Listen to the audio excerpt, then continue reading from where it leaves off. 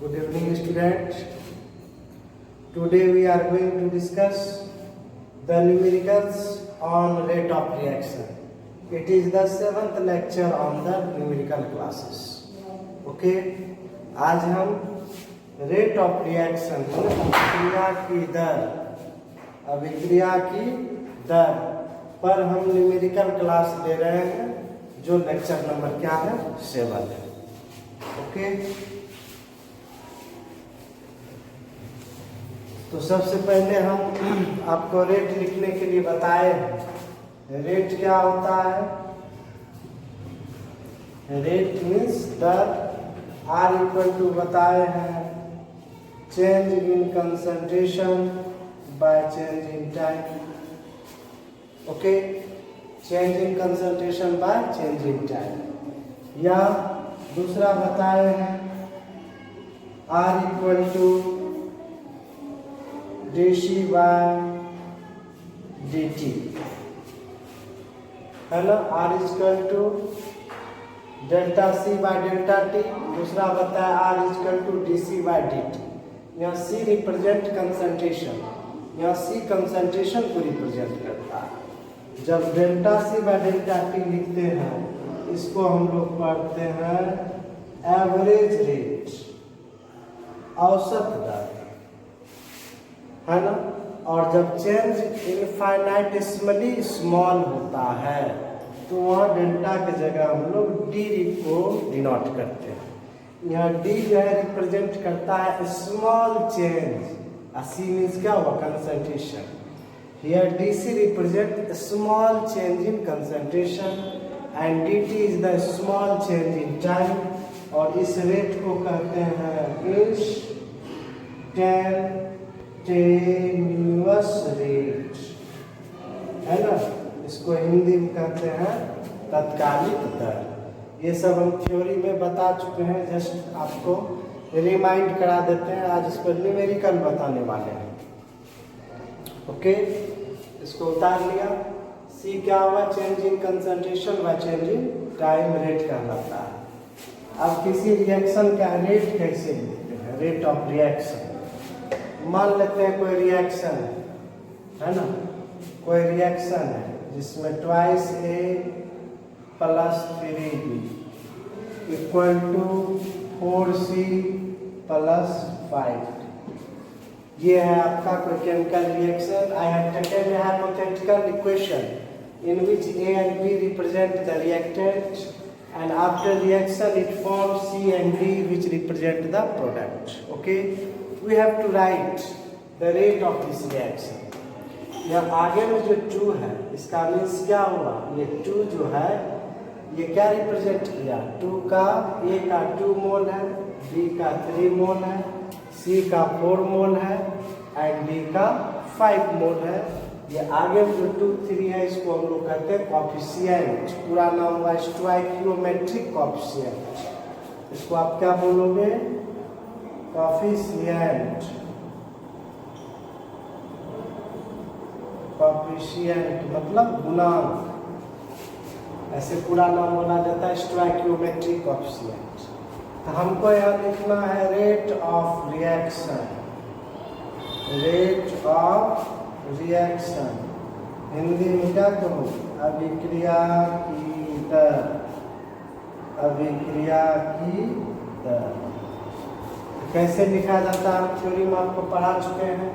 जो रिएक्टेंट रहेगा उसमें माइनस की यूज करेंगे, प्रोडक्ट रहेगा प्लस की यूज करेंगे. निगेटिव साइन क्या बताता है? समय के साथ रिएक्टेंट का कंसंट्रेशन घटता है.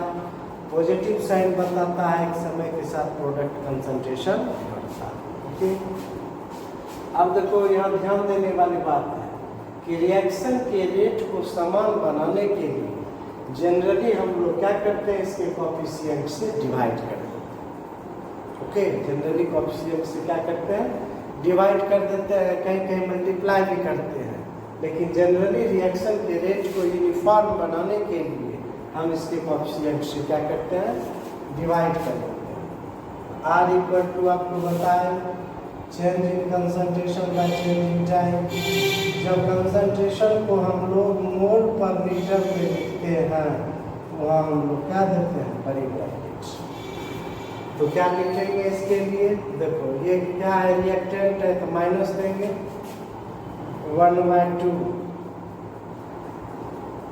change in concentration by change in time equal to minus 1/3 change in concentration by change in time plus 1/4 change in concentration of C by change in time equal to plus 1/5 change in concentration of D by क्या हुआ, ये हुआ rate of reaction. ध्यान दीजिएगा, A B reactant है तो minus के use किए, सी डी प्रोडक्ट है तो प्लस के यूज किए, है ना। आप देखिएगा, आप लिखे change in concentration by change in time, वही कंसंट्रेशन को हम क्या लिखे, बड़ी ब्रैकेट रिप्रेजेंट, जो कंसंट्रेशन को मोल पर लीटर में व्यक्त करते हैं तो वो बड़ी ब्रैकेट है ना। तो वही क्या लिखे, change in concentration of A bye change in time, इसी को क्या कहेंगे, रेट। यहाँ कोएफिशिएंट 2 है तो 2 से क्या किया, डिवाइड कर दिया, यहाँ 3 से डिवाइड किए, यहाँ 4 से किए, यहाँ 5 से। समझ में आया। अब जो भी हम स्टोइकियोमेट्रिक कोएफिशिएंट दिया रहेगा उससे हम क्या करेंगे, डिवाइड कर देंगे, जनरली रिएक्शन के रेट को यूनिफॉर्म बना देंगे। अब यहाँ पर आपको समझना है ये माइनस, अब देखिए यहाँ एक चीज़ और बताते हैं, इस रिएक्शन न्यूमेरिकल को सॉल्व करने के लिए आप सबसे पहले रेट ऑफ रिएक्शन लिखिए। इसमें आप क्या देखते हैं कि ये टर्म इसके इक्वल है, ये इसके इक्वल है, ये इसके इक्वल है, ये इसके इक्वल, यानी सभी टर्म एक दूसरे के इक्वल है। तो क्वेश्चन में जो दिया रहेगा और जिसको कैलकुलेट करना है, दोनों को इक्वल करके सॉल्व करना। मान लो ए दिया है, सी को कहता है कैलकुलेट करने के लिए, सी को कहता है कैलकुलेट करने के लिए, उस समय क्या करेंगे, ए इज इक्वल टू सी करके क्वेश्चन को सॉल्व करेंगे, क्वेश्चन मिलकर बन जाएगा। ओके, अब यहाँ पर आपको पढ़ने के लिए बताते हैं कि इसको क्या पढ़ेंगे। ये जो है माइनस, एक चीज और बताते हैं, इसको दूसरा देखिए, इसको ऐसे भी लिखा जाता है, R is equal to minus 1/2 dA/dt। जब चेंज बहुत स्मॉल होगा तो वहाँ पर यूज क्या कर देंगे, डेल्टा की जगह यूज क्या करेंगे, डी, तो dA/dt equal to minus 1/3 dV/dt equal to plus 1/4 dC/dt equal to plus 1/5 dt by क्या हुआ, dt। ये हुआ इंस्टेंटेनियस रेट, ये क्या हुआ, एवरेज रेट। ओके, यानी रेट ऑफ रिएक्शन हम लिख रहे हैं। अब यहाँ समझना इसको या इसको क्या पढ़ेंगे, देखिए इसको जो लिखे हैं minus delta A by delta T या dA/dt, इसको क्या कहते हैं, इस रिएक्शन में ए रिएक्टेंट है ना, इसको क्या पढ़ते हैं, कंसंट्रेशन में टाइम से भाग दे दिए तो रेट हुआ है ना। चूंकि रिएक्टेंट है, रिएक्टेंट कंसंट्रेशन घटता है यानी रिएक्टेंट टूटता है, इसको कहते हैं ए के विघटन की दर, अंग्रेजी में कहते हैं रेट ऑफ डिकम्पोजिशन ऑफ ए। यहाँ एक लाइन ध्यान देना, माइनस सहित पढ़ेंगे, चूंकि रिएक्टेंट ए रिएक्टेंट है ना, इसीलिए माइनस यूज की, रिएक्टेंट टूटता है इसलिए इसको क्या पढ़ेंगे, रेट ऑफ डिकम्पोजिशन ऑफ ए, यानी ए के विघटन की दर, टूटने की दर। इसको क्या पढ़ोगे, बी के विघटन की दर, है ना। यहाँ देखो प्लस है, इसको क्या पढ़ोगे, तो हमें माइनस एक प्लस वाला एग्जाम करते हैं बाय डेल्टा। ये प्लस क्या रिप्रेजेंट कर रहा है, ये प्रोडक्ट है, माइनस क्या रिप्रेजेंट कर रहा है, रिएक्टेंट। तो प्रोडक्ट है तो क्या देंगे, प्लस, है ना। यहाँ सी क्या हो रहा है, बन रहा है, यहाँ क्या कहेंगे, सी के बनने की दर, अंग्रेजी में कहेंगे rate of formation of B, इसको कहेंगे rate of decomposition of A. इस टर्म को क्या पढ़ोगे, इसको पढ़ोगे जी के बनने की दर, इसको क्या पढ़ोगे सी के बनने की दर, इसको क्या पढ़ोगे बी के विघटन की दर, इसको क्या पढ़ोगे ए के विघटन की दर। उसी तरह से मान लो यही दिया है D A by D T, इसको भी क्या पढ़ोगे ए के विघटन की दर, इसको क्या पढ़ोगे बी के विघटन की दर, इसको क्या पढ़ोगे सी के बनने की दर, इसको डी के बनने की। ये इतना थ्योरी जब तक दिमाग में नहीं रहेगा न्यूमेरिकल नहीं। देखिए अब हम इस पर न्यूमेरिकल आपको बता रहे हैं। लैंग्वेज को जब तक आप पकड़िएगा नहीं तब तक न्यूमेरिकल नहीं बनेगा। देखिए न्यूमेरिकल लिखते हैं आपको, क्वेश्चन कहता है अमोनिया तथा ऑक्सीजन उच्च ताप पर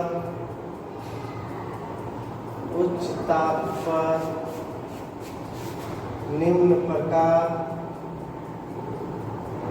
प्रकार अभिक्रिया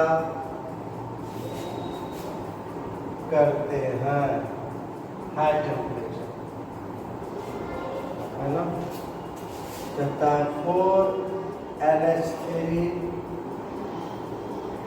plus 5O2, okay 5O2 4NO plus 6H2 है ना। कहता है एक प्रयोग में NO के बनने की दर 3.6 × 10⁻³ मोल पर लीटर पर सेकेंड है, तो गणना करें। फर्स्ट वो क्या कह रहा है, अमोनिया के विघटन या इसी को कहते हैं लुप्त मन गायब होने की दर, अमोनिया के विघटन या गायब होने की दर। दूसरा जो कहता है जल H2O के बनने की दर। इस तरह का क्वेश्चन एग्जाम में आता है। देखिए यहाँ क्या कहता है, कहता है कि अमोनिया तथा ऑक्सीजन हाई टेम्परेचर पर निम्न प्रकार से अभिक्रिया करता है। कहने का मतलब जब अमोनिया और ऑक्सीजन रिएक्ट करता है तो नाइट्रिक ऑक्साइड या नाइट्रोजन मोनोऑक्साइड और H2O फॉर्मेशन करता है। तो कहता है एक एक्सपेरिमेंट में, एक प्रयोग में NO के बनने की दर, मतलब इसके बनने की दर दिया है 3.6 × 10⁻³ NO के बनने की दर इतना दे दिया है। तो तुमको पूछ रहा है कि अमोनिया के विघटन या गायब होने की दर क्या होगा और H2O के बनने की दर क्या होगा। समझना है भैया, अमोनिया और ऑक्सीजन रिएक्टेंट है ना, यह जब भी होगा तो क्या होगा, विघटित होगा, टूटेगा। इसीलिए यहाँ लिखा है अमोनिया के विघटन, और वहाँ NO और H2O क्या है, प्रोडक्ट है, इसीलिए यूज क्या किया NO के बनने, है ना। इस तरह के जब क्वेश्चन रहे तो आप सबसे पहले क्या कीजिए, रेट ऑफ रिएक्शन, क्या लिखोगे, rate of reaction. Rate of reaction कहेंगे अभिक्रिया की दर। अभी रेट लिखने तुरंत बताए, यहाँ ये दोनों रिएक्टेंट है माइनस की यूज करेंगे, दोनों प्रोडक्ट है प्लस की यूज करेंगे। -1/4। आपको मन है ऐसे लिख दीजिए dNH3/dt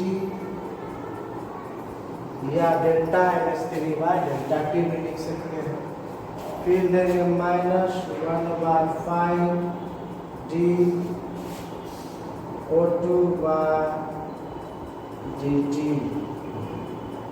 इक्वल टू, ये प्रोडक्ट है, देंगे plus 1/4 dNO/dt equal to plus 1/6 dH2O/dt। ये क्या होगा? Rate of reaction. सबसे पहले हम इसको देखें, उसके बाद सोचेंगे क्या करेंगे। तो देखो यहाँ कह रहा है NO के बनने की दर कितना, इसका मतलब क्या हुआ समझा? NO के बनने की दर कितना, गिवन दिया हुआ है, दिया हुआ NO के बनने की दर मतलब प्लस dNO/dt। इसको क्या पढ़ो तो इसको पढ़ते हैं NO के बनने की दर। कंसंट्रेशन में टाइम से भाग दिए तो रेट होबे करेगा, तो किसका रेट? NO के बनने का रेट। चूंकि NO प्रोडक्ट है तो प्लस के यूज किए, क्या लिखेंगे? 3.6 × 10⁻³ मोल पर लीटर पर सेकेंड, है ना? ये दे दिया, तो कुछ क्या रहा है बताइए? ये जो वैल्यू दे दिया है NO के बनने का रेट दे दिया है, तो क्या पूछता है? अमोनिया के विघटित होने की दर क्या होगा ना। तो फर्स्ट नंबर में कहेंगे अमोनिया के विघटित होने की दर क्या होगा। कहने को मतलब देखिए ये दिया हुआ और ये मांग रहा है। एक लाइन ध्यान दीजिए, ये पांचों टर्म एक दूसरे के इक्वल है ना। तो कोई भी दो टर्म को उठा के हम सॉल्व करें, तो ये जो है आपको दे दिया और ये पूछ रहा है, इस दोनों टर्म को क्या करेंगे? इक्वल कर देंगे, है ना।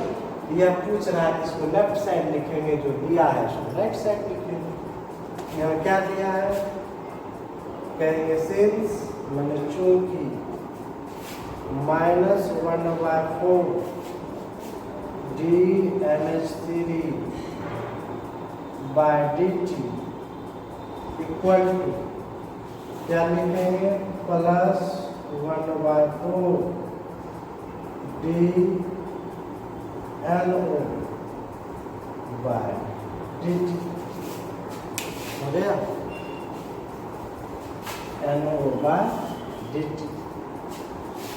तो पूछता है इसके विघटन की दर क्या है, क्या लिखेंगे? -dNH3/dt इक्वल टू, ये 4 डिनोमिनेटर में तो ऊपर चला जाएगा, तो क्या हो गया? 4/4 dNO क्या हो गया? dt। क्लियर है? ओके। अब देखिए क्वेश्चन, ये तो 4 कैंसिल हो गया, है ना। 4 कैंसिल हो गया, तो मिटाते हैं, ही ना भाग जाता है। ये 4 यहाँ क्या हो गया? कैंसिल हो गया, तो dNH3/dt इसको क्या पढ़ोगे? अमोनिया के विघटन की दर। अब देखो तो प्लस dNO/dt का वैल्यू यहाँ दे दिया है 3.6, इसका वैल्यू यहाँ से बैठा दिए 3.6 × 10⁻³ मोल पर लीटर पर सेकेंड। एक आंसर है। कहने का मतलब क्या हुआ? NO के बनने की दर और अमोनिया के विघटन की दर दोनों सेम है ना। उसका भी इतने है। यहाँ कंफ्यूज नहीं कीजिएगा सर, माइनस जो है पहले ही बताया रिएक्टेंट का कंसंट्रेशन समय के साथ घटता है, इसलिए माइनस यूज करते हैं। अब प्रोडक्ट का बढ़ता है प्लस की यूज करते हैं, इसीलिए माइनस DNS3/dt इस कंप्लीट टर्म को करते हैं अमोनिया के विघटन की दर है ना, उतने आया, यानी जितना NO के बढ़ने की दर है उतने अमोनिया के क्या है विघटन की दर है। बस रेट इक्वेशन लिखे ही दोनों को इक्वल कर। ओके, अब देखो दूसरा टर्म क्या है, इसको लिखिए। दूसरा टर्म क्या कहता है कि H2O के बनने की दर का इसके बनने, तब हम क्या करेंगे, इसको और इसको इक्वल कर देंगे। ये दिया हुआ है ये, अब तो यहाँ पर अमोनिया का भी दिया हुआ है, तो इसको भी हम इक्वल करके बना सकते हैं, इसको भी इक्वल करके बना सकते हैं। आया समझ में? अब दूसरा जो है आपको पूछ रहा है, दूसरा क्या पूछ रहा है, दूसरा पूछ रहा है NO के बनने की दर, NO का है H2O के बनने की दर। उस समय हम क्या करेंगे, इस दोनों को इक्वल कर देंगे, क्योंकि ये तो दिया हुआ ही है। क्या फिर कहेंगे, since plus 1/6 dH2/dt equal to क्या होगा, प्लस 1/4 DNO/dt है ना। इसका वैल्यू दिया हुआ ही है, हमको पूछ रहा है H2O के बढ़ने की दर, तो H2O/dt देखिए ये 6 डिनोमिनेटर में ऊपर चला जाएगा ना, 6/4 DNO/क्या हो dt प्लस DH2O/dt, इसमें भाग देंगे 1.5, इसका वैल्यू कितना है दिया हुआ, 3.6 × 10⁻³ है ना दिया हुआ, समझ रहे हैं। इस दोनों को मल्टीप्लाई कर दीजिए तो क्या आ जाएगा, प्लस DH2O/dt इसका तो क्या हो गया 5.4 × 10⁻³ मोल पर लीटर पर सेकेंड। यही हमारा क्या हुआ, समझे। क्वेश्चन में NO बनने की दर दे दिया है 3.6, तो पूछ रहा है अमोनिया के विघटन की दर क्या होगा, तो उतने हो गया, लेकिन H2O बनने की दर जो है वह कितना हो गया 5.4। यानी इस तरह के रेट और न्यूमेरिकल जब पूछेगा, आप सबसे पहले क्या कीजिए, रेट ऑफ रिएक्शन लिखिए, और उसके बाद जो दिया है, जो मांग रहा है, दोनों को इक्वेट करके, दोनों को इक्वल करके एक इक्वेशन बना लीजिए, और उसके बाद उसको सॉल्व कर दीजिए। समझ में आया, कोई दिक्कत नहीं।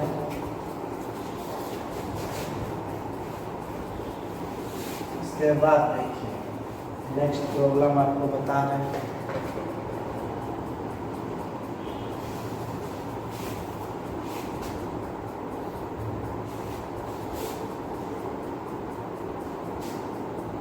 नेक्स्ट क्वेश्चन देखिएगा, कहता है अभिक्रिया माने रिएक्शन क्या है, ट्वाइस N2O5 है ना, यह जो है विघटित होके बनाता है 4NO2 gas plus O2 gas. कहता है एक बंद फ्लास्क में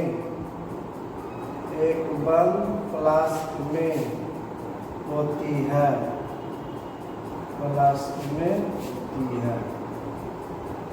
यह पाया जाता है कि NO2 के सांद्रता माने कंसंट्रेशन में 5 सेकेंड में 20 × 10⁻³ मोल पर लीटर की वृद्धि होती है। तो पूछता है कि अभिक्रिया की दर रेट तथा N2O5 के सांद्रता में परिवर्तन की दर ज्ञात करें।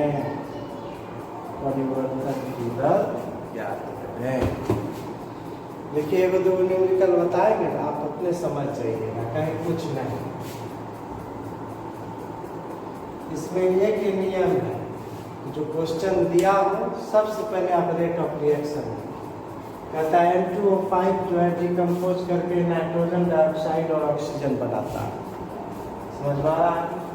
कहता है ये गैसेस रिएक्शन जो एक बंद फ्लास्क में होता है, क्लोज्ड फ्लास्क में होता है, और यह पाया गया कि NO2 के कंसंट्रेशन में, ये जो NO2 है इसके कंसंट्रेशन में 5 सेकेंड में इतना मोल पर लीटर की वृद्धि। प्रोडक्ट है, शुरू में इसका कंसंट्रेशन 0 होगा, और जैसे जैसे रिएक्शन बड़ा होगा वैसे वैसे इसका कंसंट्रेशन बढ़ते जाएगा, और 5 सेकेंड के बाद यह कितना हो गया 20 × 10⁻³ हो गया मोल पर लीटर। इतना होने में कितना समय लगा? 5। तब कहता है कि इस रिएक्शन का रेट क्या होगा, इस रिएक्शन का रेट क्या होगा, और पूछता है N2O5 के कंसंट्रेशन में परिवर्तन की दर क्या। ये दो चीज पूछ रहा है। तो सबसे पहले आप क्या कीजिए, रेट ऑफ रिएक्शन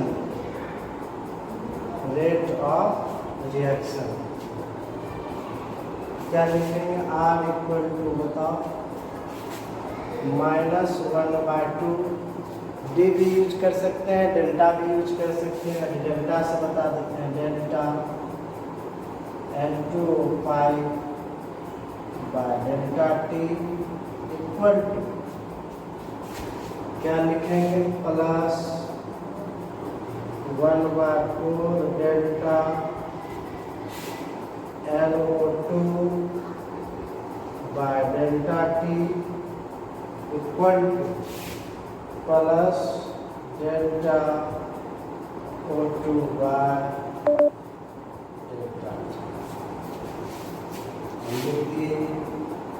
अब समझना, कहता है NO2 के कंसंट्रेशन में 5 सेकेंड में इतना की वृद्धि होती है। यहाँ तक कंसंट्रेशन दिया है, क्या दिया है? कंसंट्रेशन दिया है। तो हम सबसे पहले क्या निकाल देंगे? NO के बनने की दर निकाल देंगे। यहाँ तो कंसंट्रेशन है ना, हम क्या निकाल देंगे? क्या कहेंगे? सिंस बनने की दर प्लस डेल्टा NO2 मैंने क्या होगा? NO2 का कंसंट्रेशन में परिवर्तन बाय डेल्टा T, है ना। इस पूरे टर्म को क्या करोगे? NO2 के बनने की दर, कंसंट्रेशन में वृद्धि कितना से हुआ?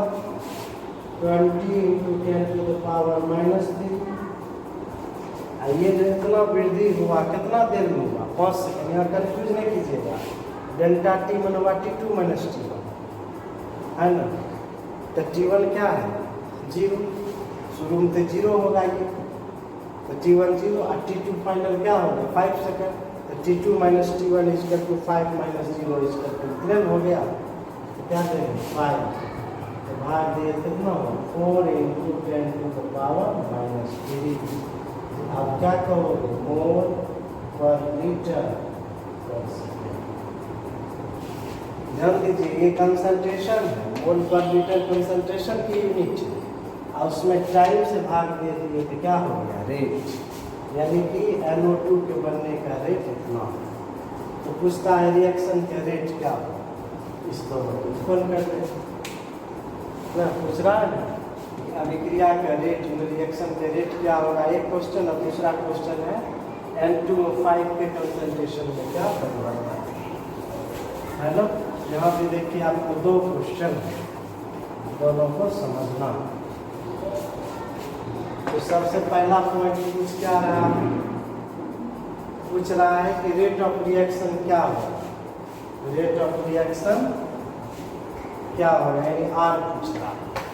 तो ये हमको दिया हुआ ये पूछ रहा है, इस दोनों को इक्वल कर देंगे कि नहीं।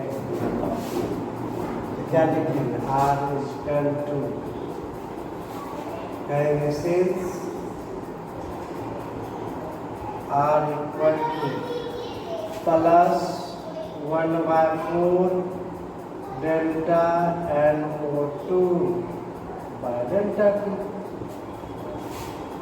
है ना। तो ये delta NO bye delta T की वैल्यू कितना है, 4 × 10⁻³ है ना। इसमें क्या करेंगे, 4 से डिवाइड कर दिए, क्या होगा 10⁻³ मोल पर लीटर पर सेकेंड। यही बात समझे, यही वाला रेट ऑफ रिएक्शन पूछ रहा है, इस दोनों की इक्वल कर। अब दूसरा क्या पूछ रहा है बताओ तो,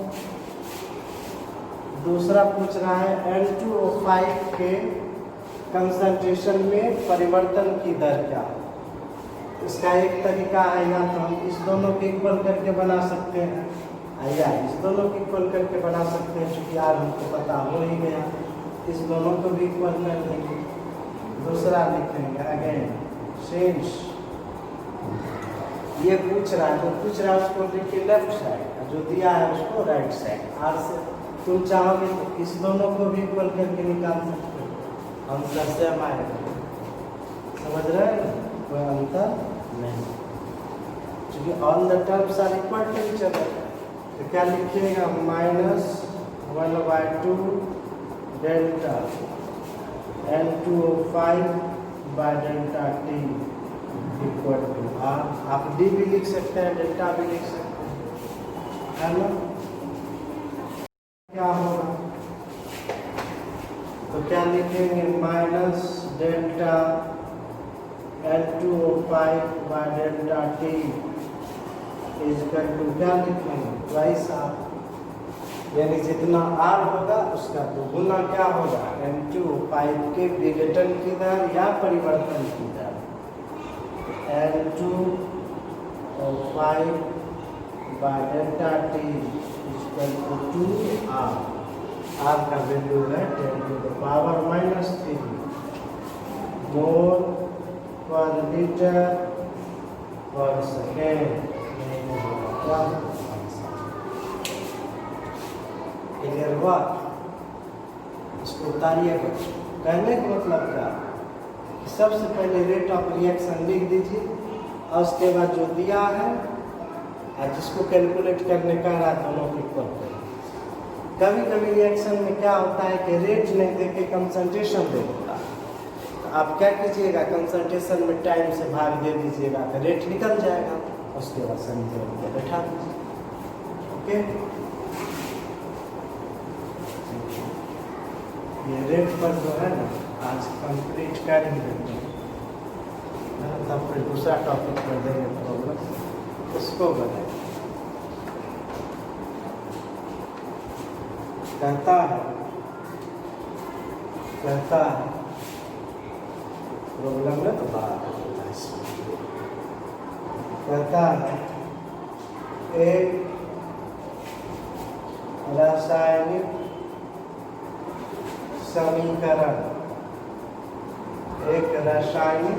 समीकरण जिसमें ट्वाइस ए जो है डिकम्पोज करके बनाता है 4B + C, है ना, 4B + C। कहता है गैसीय अवस्था में, गैसीय अवस्था में एक बंद पात्र में होती है, पात्र में होती है। 10 सेकेंड होती है। 10 सेकेंड में V के सांद्रण में, V के सांद्रण में 5 × 10⁻³ मोल पर लीटर वृद्धि पाई जाती है। तो कहता है ज्ञात करें, क्या ज्ञात करें? पहला V के बढ़ने की दर, V के बढ़ने की दर। दूसरा कहता है अभिक्रिया की दर। तीसरा कहता है A के लुप्त होने की दर पूछ रहा है। ठीक, आप जो है न्यूमेरिकल उतारिए, तब तक हम इंक दे देते हैं इसमें, है ना। आप क्वेश्चन को अच्छी तरह से उतार लीजिए, है ना, तब क्लियर होगा कि क्या करना है। ओके, क्या करना है इसको समझना।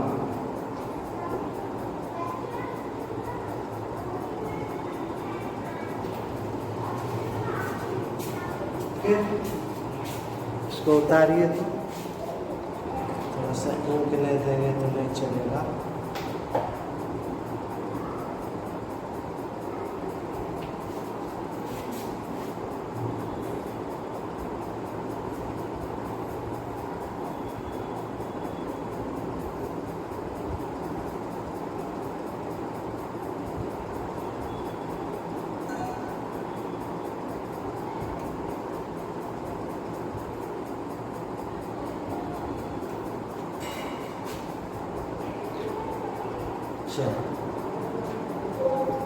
तो क्या किया, क्वेश्चन उतार लिया।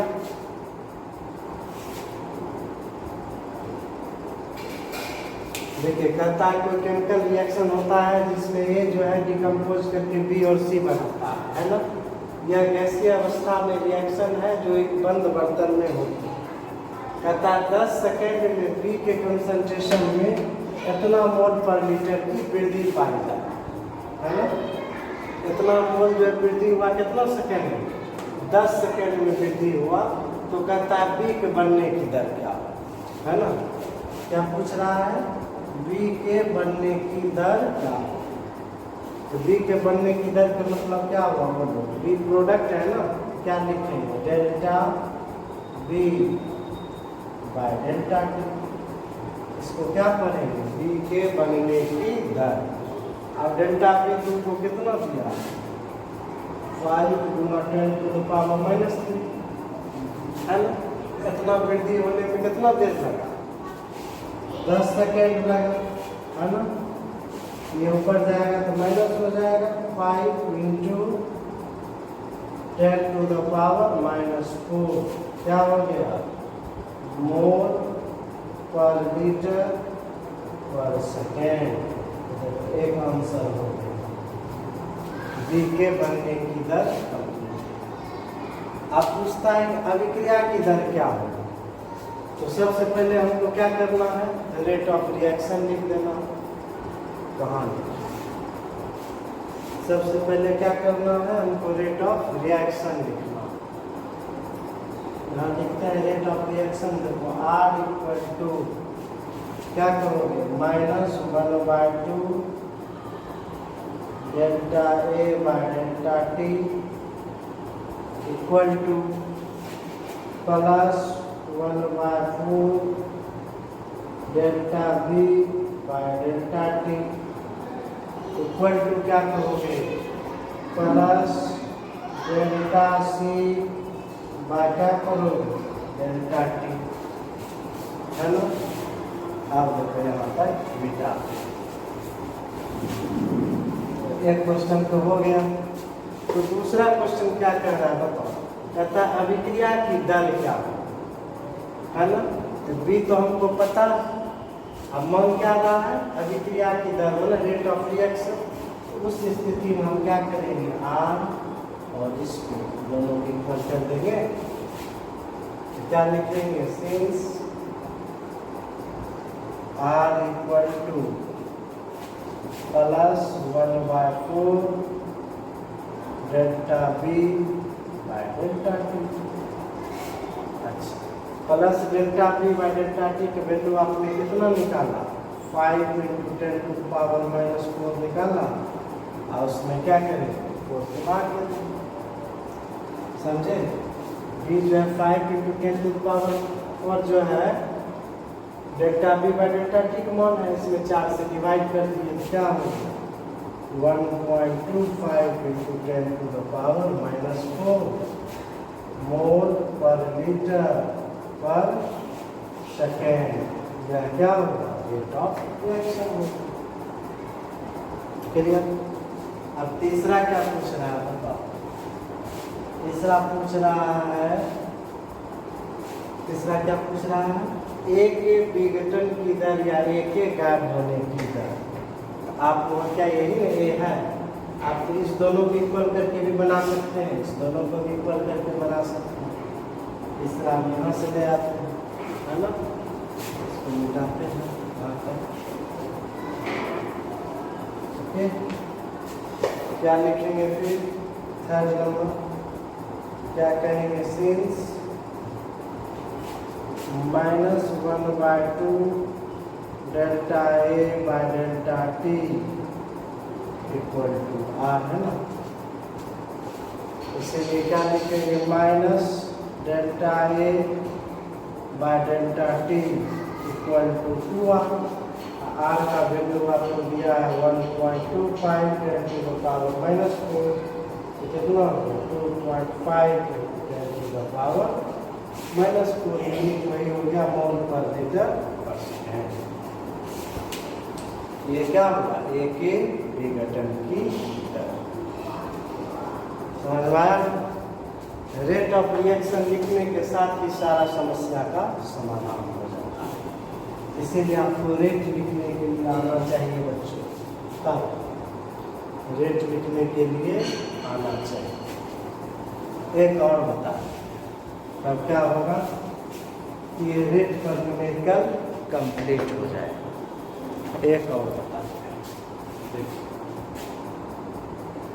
कहता है अभिक्रिया,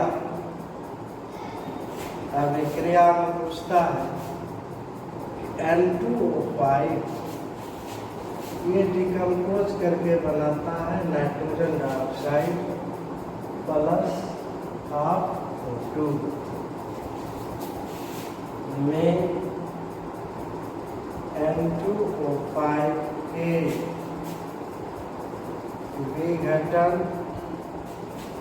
या अपघटन जो कहेंगे अपघटन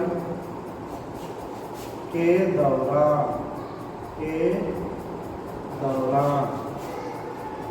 एक निश्चित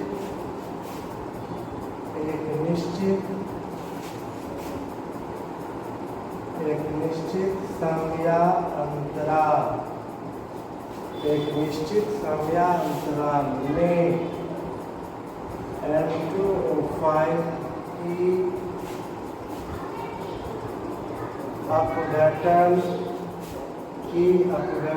दर 1.8 × 10⁻³ मोल पर लीटर पर मिनट है। कहता है तब उसी समयांतराल में NO2 तथा O2 के बनने की दर क्या होगी? क्या होगी?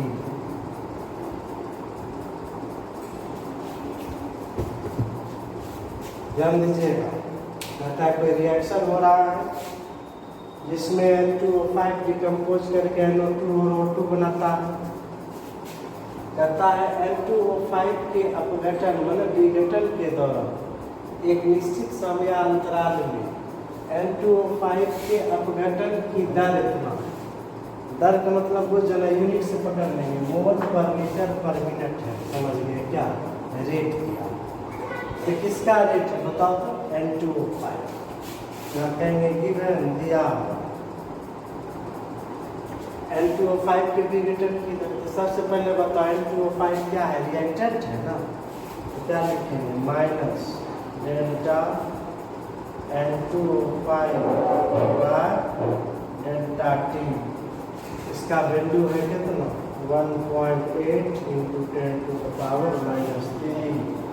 मोल पर लीटर या मिनट कर दिया पर मिनट, है ना। तो पूछता है उसी समयांतराल में NO2 और O2 के बनने की दर क्या हो? यही है क्वेश्चन। तो सबसे पहले हम लिख देंगे rate of reaction, rate of reaction R equal to क्या देंगे बताओ? Minus delta N2O5 by delta T equal to plus 1/2 delta NO2 by delta T, okay, equal to क्या देंगे? अब हाँ यहाँ ध्यान दीजिए, हम लोग क्या करते हैं रिएक्शन के रेट को यूनिफॉर्म बनाने के लिए जनरली क्या करते हैं? कोएफिशिएंट से भाग, है ना। यहाँ 1 मोल है, ठीक है, यहाँ 2 मोल है, इसको 1 बनाने के लिए क्या करते हैं? 2 से भाग, 1 हो गया। यहाँ 2 से भाग दे दोगे तो क्या हो जाएगा? 1/4 हो जाएगा। रिएक्शन का रेट यूनिफॉर्म होगा। यहाँ यूनिफॉर्म करने के लिए क्या करोगे? 2 से भाग नहीं करोगे बल्कि 2 से मल्टीप्लाई करोगे, है ना। इसीलिए क्या देंगे? +2 डेल्टा O2 बाय, समझे अंतर? हम लोग कोएफिशिएंट से डिवाइड क्यों करते हैं? रिएक्शन के रेट को इक्वल करते हैं। यहाँ 1 मोल है, यहाँ 2 मोल है, यहाँ ½ मोल है।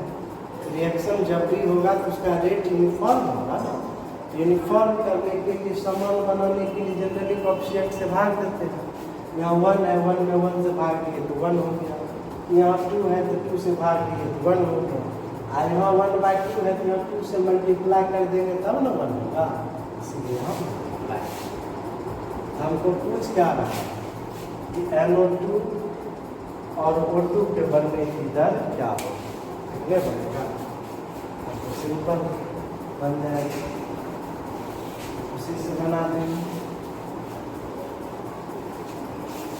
ना, उसी से बना देंगे। क्या कहेंगे? सिंस NO2 और O2 के बनने की दर हम क्या करेंगे? ये दोनों में इक्वल कर देंगे। ये दिया है, ये मांग रहा है, जो मांग रहा है उसको लेफ्ट साइड लिखे, plus delta plus 1/2 delta NO2 by delta T equal to क्या लिखेंगे? Minus delta N2O5 by delta T, है ना, plus delta NO2 by delta T, है ना। ये डिनोमिनेटर में ऊपर आ जाएगा, -2 delta N2O5 by delta T, okay, by delta T. अब plus delta NO2 by delta T. अब देखो इसका वैल्यू तो दिया हुआ है क्वेश्चन में, plus delta NO5 bye delta T. इसका वैल्यू देखो कितना है, मिटा दिए। इसका वैल्यू कितना है भैया, इसका वैल्यू है 1.8 गुना 10⁻³ कितना है 1.8 × 10⁻³ इसका दिया हुआ है। N2O5 के विघटन की दर दिया हुआ है कितना 1.8, इसको 2 से मल्टीप्लाई कर देंगे 3.6 × 10⁻³ मोल पर लीटर पर मिनट। हो गया आंसर क्लियर। यह क्या हुआ NO2 के बनने की दर। दूसरा हमको क्या बनाना है, दूसरा जो हमको बनाना है, क्या पूछ रहा है O2 के बनने की दर। उस स्थिति में देखो क्या करें, O2 के बनने की दर पूछ रहा है, इस दोनों को इक्वल कर दे, इस दोनों की चूंकि ये दिया हुआ है, इस दोनों को इक्वल कर दे, है ना। क्या कहेंगे, since +2 delta O2 by delta T equal to minus delta N2O5 by delta T, है ना, plus delta O2 by delta T. ये नॉमिनेटर में है, नीचे आएगा, डिनोमिनेटर में हो जाएगा 1/2 delta N2O5 by delta T, है ना, plus delta O2 by delta T. इसका देखो वैल्यू, इतना वैल्यू दिया हुआ है कितना 1.8 × 10⁻³ है बटा क्या 0.9 10⁻³ है ना। यूनिट वही है मोल पर लीटर पर मिनट, है ना। तो बच्चों इसमें सोचे थे आज आधा घंटा के लिए वीडियो देंगे, लेकिन उसमें क्या हुआ, एक ही न्यूमेरिकल में एक ही क्लास में क्या किया, रेट से रिलेटेड सारा न्यूमेरिकल कंप्लीट कर। ओके, इस वीडियो को जरूर देखना, समझ रहे हैं ना, बहुत ही उपयोगी वीडियो है। थैंक्स।